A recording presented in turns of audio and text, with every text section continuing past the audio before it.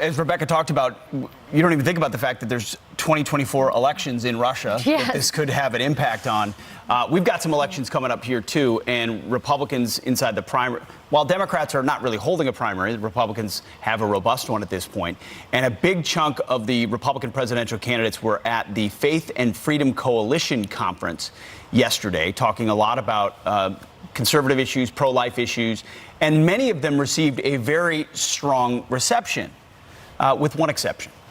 Chris Christie took to the stage and attempted to go straight at President Trump, who remains very popular with this group. Here's the reaction. After I played Hillary Clinton in debate prep, you won't be able to sleep thinking about that one tonight. And after I played Joe Biden in debate prep in 2020, why am I running for president of the United States?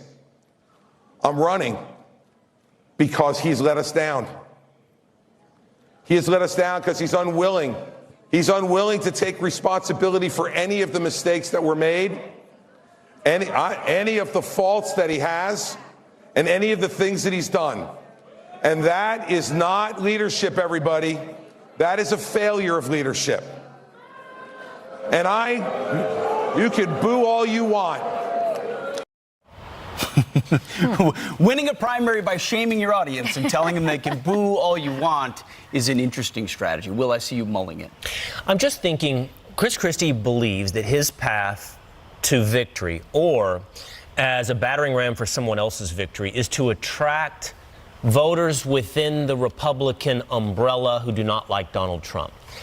Those voters, whatever we will describe them as, never Trump, swing voters, moderate Republicans, are probably not the voters that show up at this conference.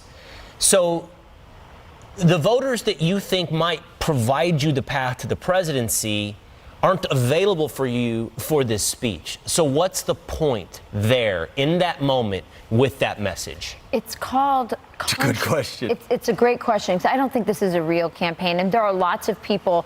There are when you look at some of these very unlikely people, there's two reasons why they run in this environment, which seems ridiculous, right? One is that there's a bunch of consultants who are going to make a lot of money and convince them and feed their ego and tell them there's a chance, there's a pathway. And those consultants make a lot of money raising money, and your campaign's going to fail. The other is you're trying to, and this is where I would put Chris Christie, Will Hurd. Those are the main ones I would say. They're just trying to get contracts at CNN and MSNBC. This just helps them brandish their credentials as Republicans that liberal networks can hire. Yeah, no, I think that's a big part. The third one is also raise your profile and maybe play a role in a future administration. I mean, you think of Vivek Ramaswamy, who's going to do a lot of good on his upside in this particular race. And they're all counting. They would all have to be counting on a shakeup at the top, that something actually happens with Donald Trump, and there's a lane there. But Will, you were trying to figure out an equation where there is no answer. Like, in no universe is it a good idea for Chris Christie to go to that audience and try to shame them about the guy who delivered, I don't know, the overturning of Roe v. Wade, as if he's a failure. It's just not going to work. So I don't know. It's arrogance. Yeah. I mean, we know that from Chris Christie, and you're right. It's a good bullet point to put on his resume as he reapplies at ABC. Of course. To be an analyst. Of course. And on the heels, by the way, of the one-year anniversary of the overturning of Roe versus Wade, something that pro-lifers thought would never happen in their lifetime. Which, by the way, a little bit later in the show this morning will be the subject of Off the Wall with Will and Pete.